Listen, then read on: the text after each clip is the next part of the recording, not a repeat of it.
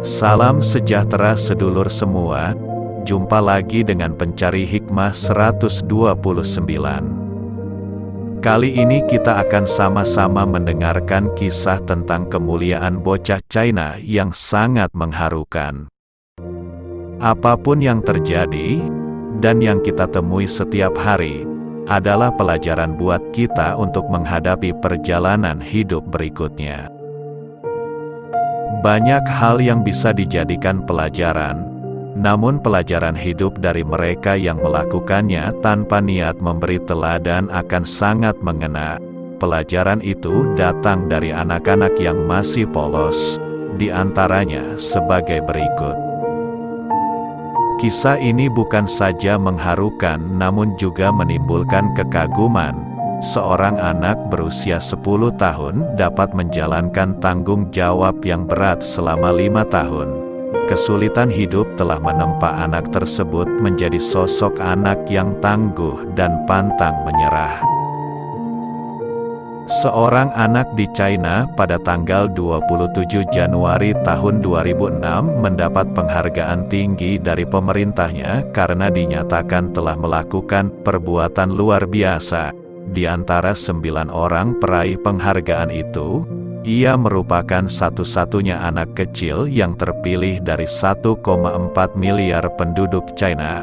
Yang membuatnya dianggap luar biasa ternyata adalah perhatian dan pengabdian pada ayahnya, senantiasa kerja keras dan pantang menyerah, serta perilaku dan ucapannya yang menimbulkan rasa simpati.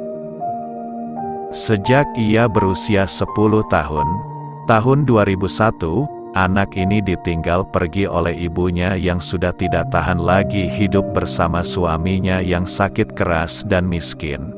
Dan sejak hari itu Zhang Da hidup dengan seorang papa yang tidak bisa bekerja, tidak bisa berjalan, dan sakit-sakitan. Kondisi ini memaksa seorang bocah ingusan yang waktu itu belum genap 10 tahun, untuk mengambil tanggung jawab yang sangat berat. Ia harus sekolah, ia harus mencari makan untuk papanya dan juga dirinya sendiri, ia juga harus memikirkan obat-obat yang pasti tidak murah untuk dia. Dalam kondisi yang seperti inilah, kisah luar biasa Zhang Da dimulai. Ia masih terlalu kecil untuk menjalankan tanggung jawab yang susah dan pahit ini. Ia adalah salah satu dari sekian banyak anak yang harus menerima kenyataan hidup yang pahit di dunia ini. Tetapi yang membuat Zhang Da berbeda adalah bahwa ia tidak menyerah. Hidup harus terus berjalan, tapi tidak dengan melakukan kejahatan, melainkan memikul tanggung jawab untuk meneruskan kehidupannya dan papanya. Demikian ungkapan Zhang Da ketika menghadapi utusan pemerintah yang ingin tahu apa yang dikerjakannya. Ia mulai lembaran baru dalam hidupnya dengan terus bersekolah. Dari rumah sampai sekolah harus berjalan kaki melewati hutan kecil. Dalam perjalanan dari dan ke sekolah itulah, ia mulai makan daun, biji-bijian dan buah-buahan yang ia temui. Kadang juga ia menemukan sejenis jamur atau rumput dan ia coba memakannya. Dari mencoba-coba makan itu semua, ia tahu mana yang masih bisa ditolerir oleh lidahnya dan mana yang tidak bisa ia makan. Setelah jam pulang sekolah di siang hari dan juga sore hari, ia bergabung dengan beberapa tukang batu untuk membelah batu-batu besar dan memperoleh upah dari pekerjaan itu. Hasil kerja sebagai tukang batu ia gunakan untuk membeli beras dan obat-obatan untuk papanya. Hidup seperti ini ia jalani selama 5 tahun tetapi badannya tetap sehat, segar dan kuat. Zhang Da merawat papanya yang sakit sejak umur 10 tahun. Ia mulai tanggung jawab untuk merawat papanya. Ia menggendong papanya ke WC, ia menyeka dan sekali-sekali memandikan papanya, ia membeli beras dan membuat bubur, dan segala urusan papanya, semua dia kerjakan dengan rasa tanggung jawab dan kasih. Semua pekerjaan ini menjadi tanggung jawabnya sehari-hari. Zhang Da menyuntik sendiri papanya. Obat yang mahal dan jauhnya tempat berobat membuat Zhang Da berpikir untuk menemukan cara terbaik untuk mengatasi semua ini. Sejak umur 10 tahun ia mulai belajar tentang obat-obatan melalui sebuah buku bekas yang ia beli. Yang membuatnya luar biasa adalah ia belajar bagaimana seorang suster memberikan injeksi suntikan kepada pasiennya. Setelah ia rasa mampu, ia nekat untuk menyuntik papanya sendiri. Sekarang pekerjaan menyuntik papanya sudah dilakukannya selama lebih kurang 5 tahun. Maka Zhang Da sudah terampil dan ahli menyuntik. Ketika mata pejabat, pengusaha, para artis dan orang terkenal yang hadir dalam acara penganugerahan penghargaan tersebut sedang tertuju kepada Zhang Da, pembawa acara, MC, bertanya kepadanya. Zhang Da, sebut saja kamu mau apa, sekolah di mana, dan apa yang kamu rindukan untuk terjadi dalam hidupmu. Berapa uang yang kamu butuhkan sampai kamu selesai kuliah. Besar nanti mau kuliah di mana, sebut saja. Pokoknya apa yang kamu idam-idamkan sebut saja. Di sini ada banyak pejabat, pengusaha, dan orang terkenal yang hadir. Saat ini juga ada ratusan juta orang yang sedang melihat kamu melalui layar televisi. Mereka bisa membantumu. Zhang Da pun terdiam dan tidak menjawab apa-apa. MC pun berkata lagi kepadanya, sebut saja, mereka bisa membantumu. Beberapa menit Zhang Da masih diam. Lalu dengan suara bergetar ia pun menjawab. Aku mau mama kembali. Mama, kembalilah ke rumah. Aku bisa membantu papa. Aku bisa cari makan sendiri. Mama, kembalilah. Semua yang hadir pun spontan menitikkan air mata karena terharu. Tidak ada yang menyangka akan apa yang keluar dari bibirnya. Mengapa ia tidak minta kemudahan untuk pengobatan papanya? Mengapa ia tidak minta deposito yang cukup untuk meringankan hidupnya dan sedikit bekal untuk masa depannya?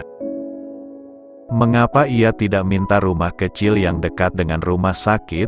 Mengapa ia tidak minta sebuah kartu kemudahan dari pemerintah agar ketika ia membutuhkan, pasti semua akan membantunya? Mungkin apa yang dimintanya, itulah yang paling utama bagi dirinya. Aku mau mama kembali, sebuah ungkapan yang mungkin sudah dipendamnya sejak saat melihat mamanya pergi meninggalkan dia dan papanya. Kisah di atas bukan saja mengharukan namun juga menimbulkan kekaguman. Seorang anak berusia 10 tahun dapat menjalankan tanggung jawab yang berat selama 5 tahun. Kesulitan hidup telah menempa anak tersebut menjadi sosok anak yang tangguh dan pantang menyerah. Dari pelajaran ini kita dapat memetik hikmah yang luar biasa, bahwa setiap perilaku buruk yang kita terima, dan kita bisa sabar menerimanya, maka itu akan menjadi keajaiban yang sangat mengharukan dan mengagumkan.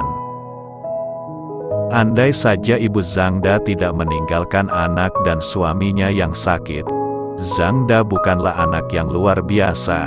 Yang terlihat hanyalah seorang istri dan anak yang baik yang sabar merawat papanya yang sakit, dan hal seperti itu banyak dilakukan keluarga lain. Karena perlakuan yang buruk dari mamanya, maka ketabahan dan kasih sayang Zhang Da terhadap papanya menjadi istimewa. Zhang Da benar-benar menjadi pahlawan dan guru bagi semua yang membaca dan mendengar kisahnya. Zhang Da terdiam. Keheningan pun menunggu ucapannya. Pembaca acara harus mengingatkannya lagi. Sebut saja, katanya menegaskan.